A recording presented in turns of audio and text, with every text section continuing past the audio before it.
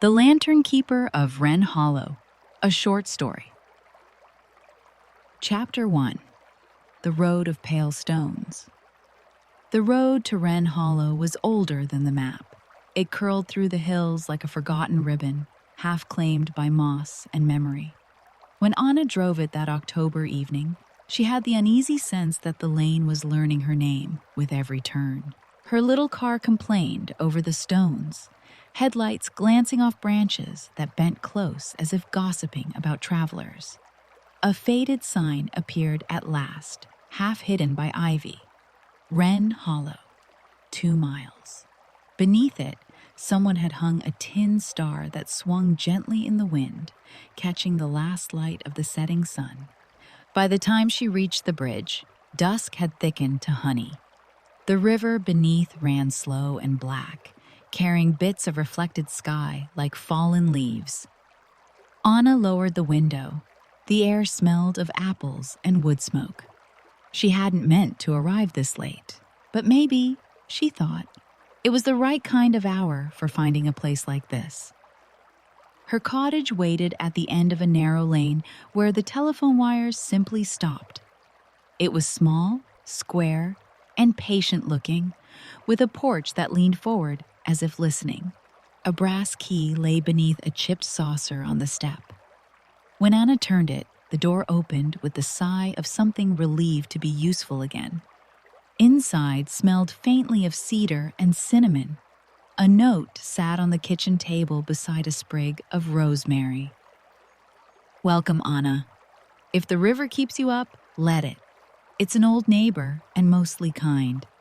Mina." She smiled. She didn't know Mina yet, but the handwriting had warmth. Setting down her suitcase, Anna stood still long enough to hear the hum of the river outside, steady and calm, like a breath that never quite ends. She boiled water for tea, watching the steam curl against the window pane.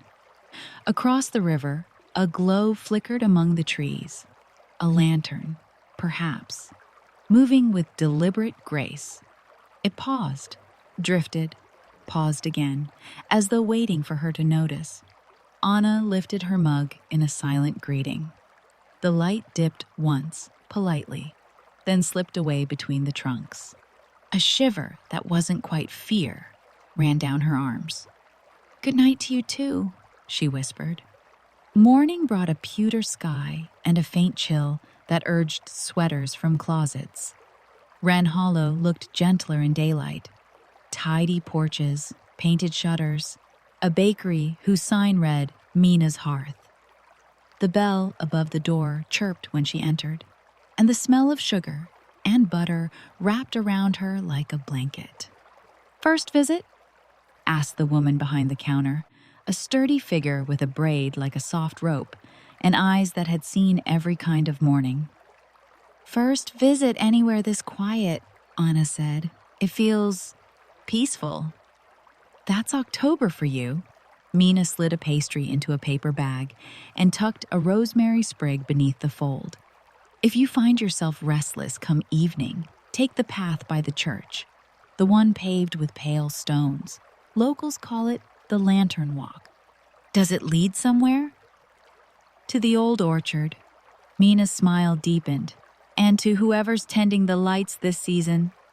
"The lights?" "The Lantern Keeper." Mina said it like it was common knowledge, not a storybook tale. "Don't worry, ours is a kind one." Anna opened her mouth for another question, but Mina was already greeting a new customer. She left the bakery with the scent of cinnamon on her hands and the word Lantern Keeper turning over in her mind like a coin she couldn't quite read. The day passed in gentle errands. She found the post office, guarded by a cat asleep on the counter, the library, where a sign invited patrons to take a candy for courage before starting Chapter 1, and the river path lined with willows. Everywhere she went, people nodded in that small-town way that acknowledges you without demanding talk. But as evening returned, the air changed texture, cooler, sweeter, carrying the sigh of dry leaves. The thought of the pale stone path tugged at her like an unfinished sentence. She lit the tin lantern she'd brought for decoration on the porch, watched how its light dappled the wood, then, on impulse, took it with her. The churchyard lay quiet, gravestones half sunk like tired knees. Beyond its fence began the path, stones the color of moonlight, set in careful order and remarkably clean despite the season. Anna hesitated only long enough to whisper, foreseeing the path without startling it, repeating Mina's phrase as though it were a password. The lantern's glow pooled gently around her boots. Crickets began their steady stitching. With each step, the noise of the town faded until only the soft hush of her own breathing remained. The forest received her without surprise. Branches arched overhead, filtering what little moon there was. The pale stones curved and curved until she glimpsed a faint light ahead, not her own, but something moving deeper between the trees. It pulsed softly, as though thinking. She followed. The path opened suddenly into an orchard, rows of trees standing in disciplined silence. Their apples glimmered like ornaments half hidden by fog. At the far edge sat a small cottage with a crooked chimney. Light spilled from its window, amber and slow. Anna's heart ticked faster. She was sensible enough to turn back. But the warmth of that window felt like a question addressed directly to her. Before she could talk herself out of it, the door opened. "Come in if you mean no harm," said a voice low and steady, belonging to neither youth nor age. Anna froze. Sorry, I didn't think anyone actually lived out here." "Most don't," the voice said mildly. "Most only visit when they're meant to." The speaker stepped into view. A person of indeterminate age, wrapped in a moss-colored sweater, hair silver at the temples, eyes reflecting her lantern's light. In their hands, they held another lantern, unlit, yet faintly glowing as if it remembered fire. "Are you?" Anna began, then laughed at how childish it sounded. "The lantern keeper?" "So I'm told." They smiled, and the room behind them brightened, as if agreeing. "And you, traveler, seem to have found me right on time." Inside smelled of apple peel, herbs, and books left open on tables. Shelves lined the walls, crowded with jars labeled in a small, elegant script. First frost, crickets after rain, quiet courage, soft apology, lantern honey. "What are these?" Anna asked. "Reminders," the keeper said. "They hold the essence of moments people forget to keep." A spoonful stirred into tea can called the memory back for a while. Anna touched one marked quiet courage. "What does this one do?" "It helps people put down what they've been carrying too long." The keeper's eyes softened. "You look like someone who could use that." Anna smiled, startled by the accuracy.